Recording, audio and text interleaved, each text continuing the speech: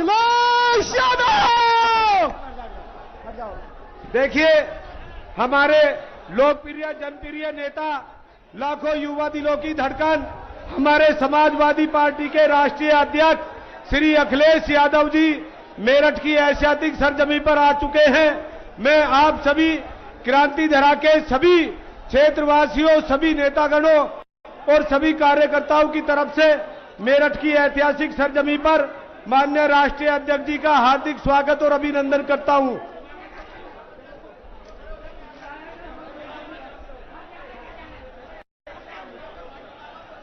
कृपया सभी से गुजारिश है, सब अपनी कुर्सियों पर बैठ जाएं। कृपया मेरी हाथ जोड़कर सभी से प्रार्थना है, ये आपका अपना प्रोग्राम है, आपके अपने नेता हैं, सभी शांति बनाए रखें और सभी अपना स्थान ग्रहण कर लें। मैं मंचासीन सभी नेताओं से कहना चाहता हूं कि वो व्यवस्था बनाए रखें और कृपया अपना स्थान ग्रहण कर लें। सभी नेता अपना स्थान ग्रहण कर लें।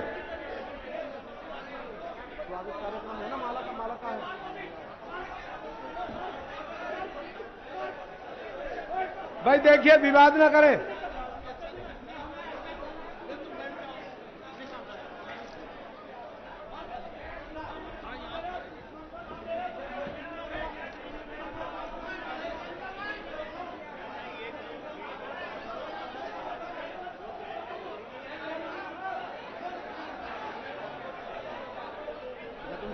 मैं सभी से कहना चाहता हूं कि अपने प्रिय नेता का उत्साहवर्धन करने के लिए कृपया जोर से नारा लगाएं, अखिलेश यादव। आने वाली 26 तारीख को साइकिल का बटन दबा दो।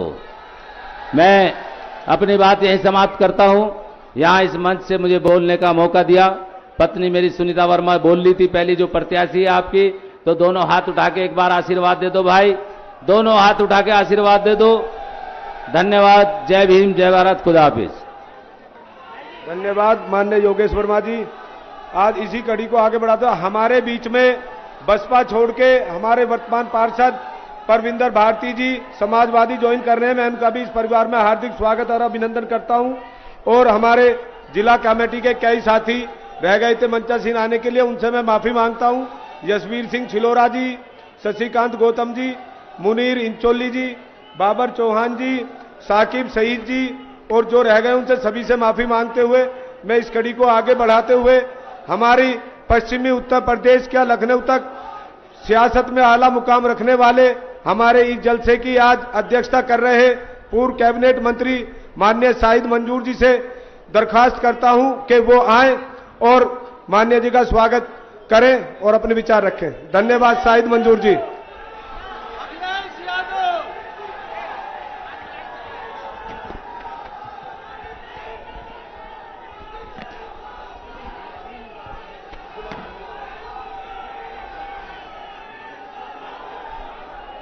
समाजवादी पार्टी की कैंडिडेट सुनीता वर्मा जी के चुनाव में यहां तशरीफ लाए। वाला खाएगा, लूटने वाला जाएगा, नया जमाना आएगा इंशाअल्लाह। मैं दिल की गहराई से बहुत बहुत धन्यवाद, बहुत बहुत शुक्रिया। एक बार जोरदार तालियों बजाकर अखिलेश यादव साहब का शुक्रिया अदा करिए आप। बहुत बहुत धन्यवाद। बहुत बहुत धन्यवाद माननीय विधायक जी। इसी कड़ी को मैं आगे बढ़ाते हुए खत्म हुआ वो इंतजार जिसका हम और आप लोग इंतजार कर रहे हैं। अपने जनप्रिय महबूब नेता माननीय अखिलेश यादव जी को सुनने के लिए हम लोग यहां पे खड़े हुए हैं। लेकिन मेरठ की इस क्रांतिकारी धरा से मैं कहना चाहता हूं कि एक इतना जुनून तो दिखा दो कि कम से कम अखिलेश यादव जी कहें हम कुछ खाते पीते भी हैं। एक नारा ऐसा तो लगा दो कि जुनून पैदा कर दे, अखिलेश यादव, अखिलेश यादव। बहुत बहुत धन्यवाद। मैं अपने महबूब नेता से अतुल प्रधान जी से गुजारिश करूंगा कि वो आए और धन्यवाद करें। मैं धन्यवाद करूंगा माननीय राष्ट्रीय अध्यक्ष जी का, जिन्होंने 1 मिनट धन्यवाद के लिए दिया। यहां पर उपस्थित आदरणीय आज के प्रत्याशी योगेश वर्मा जी और सुनीता वर्मा जी, यहां पर आदरणीय राष्ट्रीय महासचिव रुद्रसेन जी, भाई मनोज जी, भाई हमारे रफीक अंसारी जी, और आज इस मजमे के लिए जिन्होंने मेहनत करी, और हमारे बड़े आदरणीय शाहिद मंजूर साहब हमारे साथी, हमारे भाई आदर्श जी, हमारे साथी नदीम जी जिन्होंने ज्वाइन की, जिलाध्यक्ष मेरठ और जिलाध्यक्ष हापुड़ की जितनी कमेटी के लोग हैं, यूथ के हमारे तमाम साथी और जो सामने हमारे नौजवान साथी और बड़े बुजुर्ग हैं, मैं तमाम साथियों का बहुत धन्यवाद करता हूं, सारे पत्रकार साथियों का धन्यवाद करता हूं। अभी जो पहले चरण का चुनाव हुआ है उसमें गठबंधन और समाजवादी पार्टी सबसे आगे है और मैं समझता हूं 8 में से 8 सीट समाजवादी पार्टी जीतने जा रही है, गठबंधन जीतने जा रहा है। और इस चरण के लिए भी हम सब लोग इकट्ठा हो और 26 तारीख को एक एक वोट मेरठ और हापुड़ में साइकिल के निशान पर डालने का काम करें। एक एक व्यक्ति इकट्ठा हो। बहुत बहुत शुक्रिया, बहुत बहुत धन्यवाद। एक बार जोर से नारा लगाइए, अखिलेश यादव। दोनों हाथ उठा के अखिलेश यादव। धन्यवाद। धन्यवाद माननीय विधायक जी। अब मैं माननीय अपने राष्ट्रीय अध्यक्ष, लाखों युवा दिलों की धड़कन, हमारे महबूब नेता माननीय अखिलेश यादव से गुजारिश करूंगा, वो आए ना। अखिलेश यादव, दोनों हाथ उठा के अखिलेश यादव, समाजवादी पार्टी, इंडिया गठबंधन, राहुल गांधी, केजरीवाल। धन्यवाद माननीय राष्ट्रीय अध्यक्ष जी। ठीक है, थोड़ा सा दूर हो जाना, थोड़ा सा जगह बना लेना।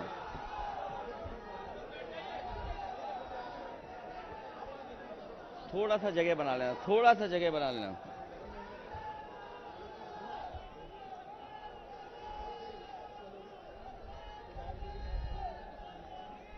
समाजवादी पार्टी के, हमारी पार्टी के अध्यक्ष, महानगर के अध्यक्ष चौधरी आदिल, समाजवादी पार्टी के हमारे जिले के अध्यक्ष विपिन चौधरी जी, इस चुनावी जनसभा में और इस सभा की अध्यक्षता कर रहे शाहिद मंजूर साहब, पार्टी के विधायक हमारे रफी अंसारी जी, विधायक अतुल प्रधान जी, कांग्रेस पार्टी के जिला अध्यक्ष अवनीश काजला जी, आप पार्टी के जिला अध्यक्ष अंकुश चौधरी जी, जाहिद अंसारी जी, अंकित गिरी जी, बबलू प्रधान, प्रदीप कसाना जी, राकेश यादव, ओमपाल गुजर जी, रुद्रसेन जी, आदरणीय रुद्रसेन जी,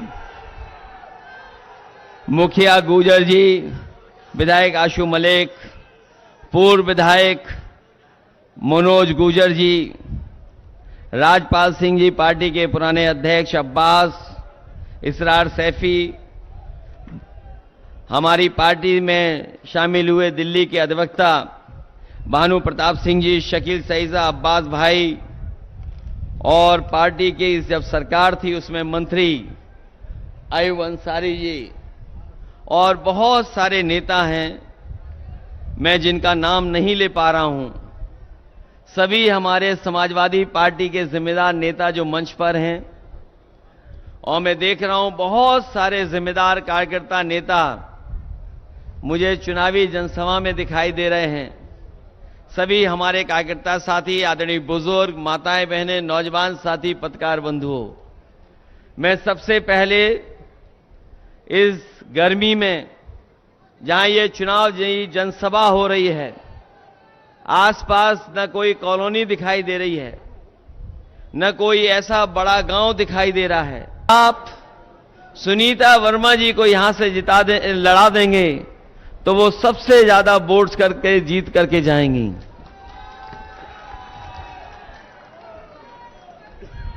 योगेश वर्मा जी, सुनीता वर्मा, इनके परिचय किए और इनका परिचय नहीं होना है, सब आप लोग जानते हैं इनके बारे में। आप अब उनकी कोई घिसी पिटी कहानी सुनना नहीं चाहता है,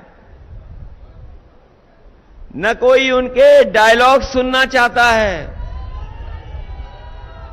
न उन्हें कोई वोट देना चाहता है। ये माहौल बन गया कि नहीं बना है? और मेरठ की धरती तो क्रांतिकारियों की धरती रही है। यहां के लोगों ने आजादी दिलाने का काम किया है। आजादी का आंदोलन जब जब चला, यहां के लोगों ने अपनी भूमिका निभाई और भागीदारी देकर के हमारे देश को आजादी दिलाने में यहां के लोगों की महत्वपूर्ण भूमिका रही है। जो धरती आजादी दिला रही हो, बताओ बीजेपी से आजादी दिलाओगे कि नहीं दिलाओगे आप लोग? बीजेपी से आजादी चाहते हैं कि नहीं चाहते हैं आप लोग? और बीजेपी के लोग 10 साल बाद आए हैं। इनके 10 साल का हिसाब किताब अगर हम पूरे 10 साल के कार्यकाल का हिसाब किताब लगाएं, सालों साल बैठा रहा, 1000 किसान शहीद हो गए, लेकिन किसानों ने आंदोलन को नहीं छोड़ा और अंतर्गतवा सरकार को तीनों काले कानून वापस लेने पड़ गए। तीनों काले कानून वापस हो गए। आज भी किसान आंदोलन कर रहा है, वो अपनी एमएसपी की मांग कर रहा है कि एमएसपी को लेकर के कानूनी अधिकार मिले किसानों को, लेकिन ये सरकार अभी भी सुन नहीं रही है। हम अपने किसान भाइयों को कहना चाहते हैं, समाजवादी पार्टी और इंडिया गठबंधन जिस समय जीतेगा तो हमारे किसानों को एमएसपी का अधिकार देकर के उनको खुशहाल बनाने का काम होगा। जो लोग कहते हैं कि गरीबी नहीं मिटेगी, हम उनसे कहना चाहते हैं कि जिस समय हमारा किसान खुशहाल हो जाएगा, गरीबी अपने आप मिटना शुरू हो जाएगी। गरीब खुशहाल होगा, किसान खुशहाल होगा तो गरीबी भी मिट जाएगी। जिस सरकार ने किसान को धोखा दिया हो और नौजवान जिसकी सरकार में परेशान रहा हो, वो सरकार बचेगी कैसे? हमारे नौजवानों को याद होगा, ये नौजवान पढ़ लिख करके, मेहनत करके, कोचिंग कर करके परीक्षा की तैयारी करते हैं। जब भी सरकार ने परीक्षा लिखाई और परीक्षा की तारीख दी, लेकिन जैसे ही परीक्षा हुई पेपर लीक हो गया। इस सरकार में कोई एक पेपर लीक नहीं हुआ है। जितनी भी परीक्षाएं सरकार ने कराई, सबके पेपर लीक हुए हैं। लगभग 10 परीक्षाओं के पेपर लीक हो चुके हैं।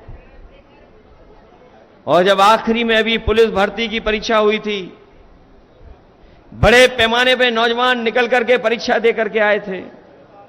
लाखों लाख पूरे उत्तर प्रदेश में परीक्षा देने गए थे, लेकिन इस सरकार ने जानबूझ करके परीक्षा का पेपर लीक करा दिया। हमारे नौजवान सड़कों पे आ गए। मैं उन दिनों जहां भी गया, नौजवान परीक्षा रद्द कराना चाहते थे। परीक्षा रद्द हो उसके लिए निकल पड़े थे। सरकार को स्वीकार करना पड़ा और परीक्षा रद्द हो गई। मैंने कई बार गणित बताया और मैं फिर बताता हूं मेरठ में, और यहां पर बताना इसलिए जरूरी है कि यहां तो प्रधानमंत्री भी आए हैं और योगी जी और जो मुख्यमंत्री जी इतने घबराए हुए हैं मेरठ से कि मेरठ को छोड़ने का नाम ही नहीं ले रहे हैं।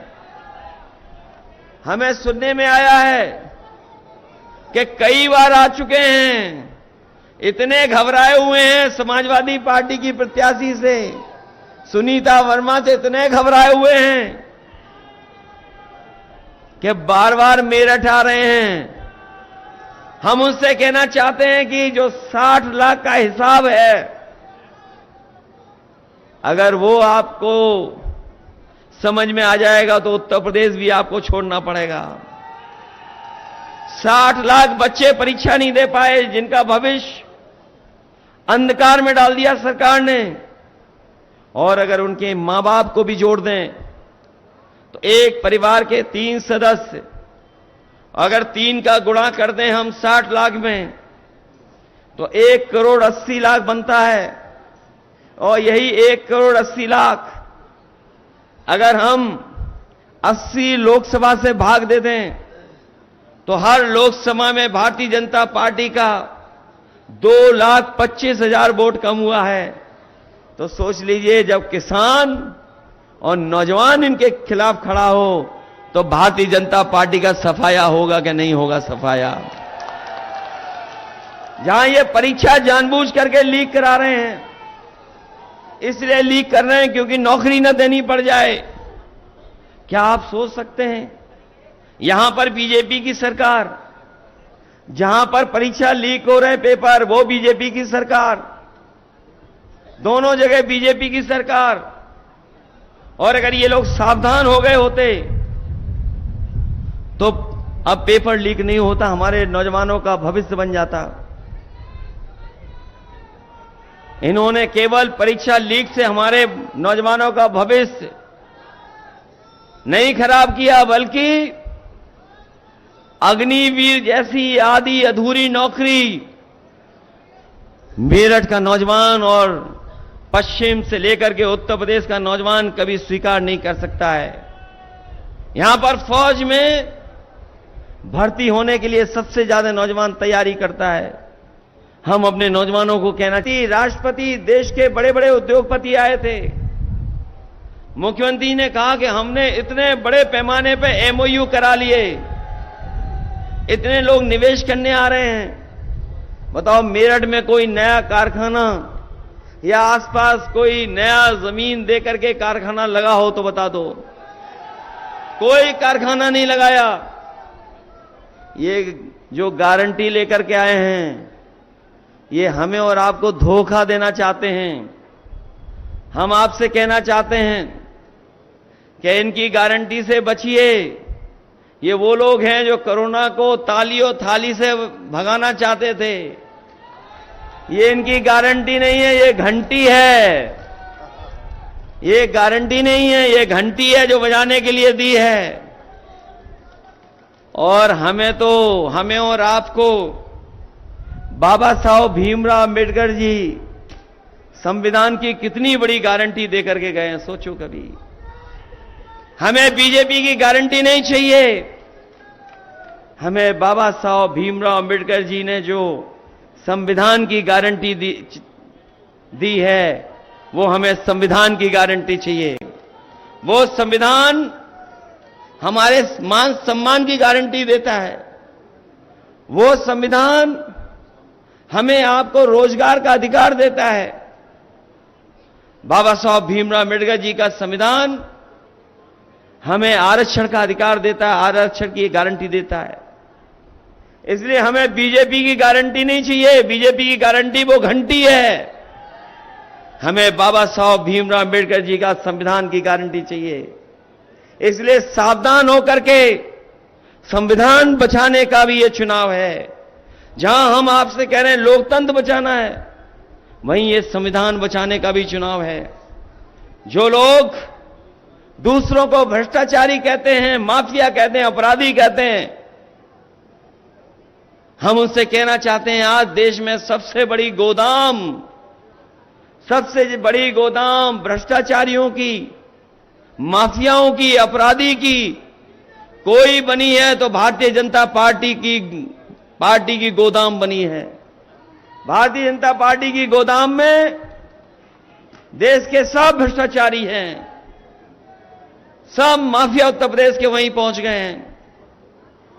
ये लोग जो इलेक्टोरल बॉन्ड पे बात नहीं करना चाहते हैं, क्योंकि जैसे ही इलेक्टोरल बॉन्ड की बात होती है, बीजेपी के लोग बेहोश होने लगते हैं। सबसे ज्यादा दलितों पर मुकदमे अगर किसी ने लगाए थे तो भारतीय जनता पार्टी ने लगाए थे। हमारे बहुत सारे नेता हैं, आप में से भी लोग होंगे जिन पे झूठे मुकदमे लगे होंगे। ये सरकार केवल झूठे मुकदमे लगाए, योगेश वर्मा जी, इन पे भी लगे मुकदमे, सब पे लगाए इन्होंने। ये अन्याय कभी समाजवादी लोग स्वीकार नहीं कर सकते हैं। इसलिए हम आप सबसे निवेदन और अपील करने आए हैं। पीडीए की लड़ाई बड़ी छिड़ गई है और पीडीए की लड़ाई से जैसे जैसे पीडीए आगे बढ़ रहा है, एनडीए के लोग घबराए दिखाई दे रहे हैं। बीजेपी की इधर जो पहचान बनी है वो झूठ और लूट की बनी है। बताओ, झूठ और लूट की पहचान है कि नहीं है इन बीजेपी वालों की? बीजेपी वाले क्या सच बोलते हैं? बताओ आप। सबसे ज्यादा झूठ बोलने वाली पार्टी अगर कोई है तो भारतीय जनता पार्टी। बताओ उससे बचाओगे कि नहीं बचाओगे? और ये जो परिवार वाली बात कर रहे हैं, हमारे आपके पीडीए परिवार का मुकाबला नहीं कर सकते, क्योंकि पीडीए परिवार सबसे बड़ा परिवार है। इसमें पिछड़े, दलित, अल्पसंख्यक मुसलमान भाई तो हैं ही हैं, आधी आबादी भी है और पीड़ित दुखी अगड़े भी हैं।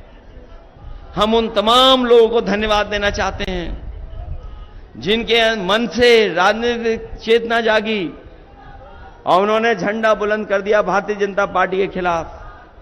ऐसे बहुत सारे साथी हैं जो परंपरागत भारतीय जनता पार्टी का सहयोग और मदद करते थे, लेकिन जिस तरीके से भारतीय जनता पार्टी ने अन्याय किया है, उनके साथ भेदभाव किया है, तमाम वो लोग अपनी पंचायत कर करके और अपने राजनीतिक चेतना का सम्मान करते हुए वो इंडिया गठबंधन और समाजवादी पार्टी की मदद करने जा रहे हैं। इसलिए आप लोग भी मदद करिए। मेरठ से जो शुरुआत होने जा रही है दूसरे चरण में, ये जीत की, बड़ी जीत की आवाज होगी यहां से। जिन्होंने आजादी दिलाई हो और उस आजादी के आंदोलन में साथ दिया हो, बताओ बीजेपी से भी आजादी दिलाओगे? और महंगाई कहां है, बेरोजगारी कहां है, वो आप सब जानते हो। चरम सीमा पर महंगाई है, बेरोजगारी चरम सीमा पर है। इसीलिए न बेरोजगारी की बात कर रहे हैं, न ये रोजगार देने की बात कर रहे हैं। जो जो समाजवादियों ने काम किए वो आज भी दिखाई देते होंगे सड़कों पर। आज अगर एम्बुलेंस चल रही है और अगर आप फोन मिलाते होंगे एम्बुलेंस के लिए, तो एम्बुलेंस आपकी मदद करने पहुंचती है। जो समाजवादियों ने अच्छी योजना बनाई थी, बीजेपी वालों ने वो योजना भी खराब कर दी। बताओ एम्बुलेंस वाली योजना खराब कर दी कि नहीं कर दी? और यहां पर तो वो समय भी देखा जब डॉक्टर लूट कर रहे थे गरीबों से, क्योंकि सरकारी अस्पतालों में इलाज नहीं है, मेडिकल कॉलेज में सुविधाएं नहीं है। एमआरआई कराना चाहोगे तो पैसा वसूला जाएगा, अगर आप अल्ट्रासाउंड से लेकर के एक्सरे कराओगे तो पैसा लूटा जाएगा। आज गरीब इलाज नहीं करा पा रहा है। इन बीजेपी के लोगों ने 10 साल दिल्ली के और 7 साल उत्तर प्रदेश में एक भी कोई ऐसा जिला अस्पताल नहीं बनाया जिसमें गरीब का फ्री इलाज हो जाए। समाजवादी सरकार थी, फ्री इलाज गरीबों को मिलता था, मदद होती थी गरीबों की। इसी तरह पुलिस के लिए 100 नंबर दिया था रिस्पांस सिस्टम, फोन मिलाकर के पुलिस पहुंचती थी। और जब से 100 नंबर बीजेपी वालों ने 112 कर लिया, अगर बीजेपी वालों ने 100 का 112 किया तो हमारी पुलिस को भी लगा कि हमारा भी रेट बढ़ जाना चाहिए। बताओ रेट बढ़ गया कि नहीं बढ़ गया? लूट है कि नहीं है? पूरे उत्तर प्रदेश में कई घटनाएं हैं। अभी तक तो हम लोग सुनते थे और फिल्म में देखते थे कि पुलिस चोर को पकड़ रही है, लेकिन उत्तर प्रदेश में ऐसा भी देखने को मिला जहां पर पुलिस चोर पुलिस को पकड़ रही है। कोई एक घटना नहीं, उत्तर प्रदेश में ये बीजेपी ने किया। और ये कभी कभी हमारे खाकी वर्दी वाले गुस्सा दिखाते हैं, हम इन्हें भी कहना चाहते हैं, अभी तो फौज की नौकरी 4 साल की हुई है, बीजेपी वाले दोबारा आ गए तो इनकी नौकरी 3 साल की कर देगी बीजेपी। ये भी आउटसोर्स पे चले जाएंगे, ये लोग भी आउटसोर्स 3 साल नौकरी करेंगे, फिर आपके और हमारे साथ नारे और गांव में खेतों पे घूम रहे होंगे। मेरा ये साथी जो लैपटॉप दिखा रहा है, मैं आपसे कह सकता हूं ये बात जहां कहीं भी किसी को, किसी परिवार में और किसी भी वार्ड में नहीं बचा होगा जिसमें समाजवादियों को लैपटॉप ना पहुंचा हो। हम लोगों ने लैपटॉप बांटा था और आज भी चल रहा होगा। बहुत सारे साथियों के घर परिवार के किसी सदस्य में रहा होगा। और जब भी इसको ऑन करोगे तो हमारी और नेताजी की फोटो दिखाई देगी, दूसरे की नहीं दिखाई देगी। हमारे बीजेपी के सरकार के लोगों ने, मुख्यमंत्री जी लैपटॉप नहीं बांट पाए, लैपटॉप नहीं बांट पाए। उन्होंने पता नहीं कहां से एक थका हुआ स्मार्टफोन बांटा है। और जो तस्वीर हमारी आती थी, नेताजी की आती थी, उसकी भी नकल कर ली स्मार्टफोन में। और घिसते रहो तब चल पाता है, वो चल नहीं पा रहा है। अगर आपने हमारा घोषणा पत्र पढ़ा होगा या हमारा विजन डॉक्यूमेंट पढ़ा होगा तो हम लोगों ने क्या कहा है कि ये जो राशन मिल रहा है इससे हमारे गरीबों का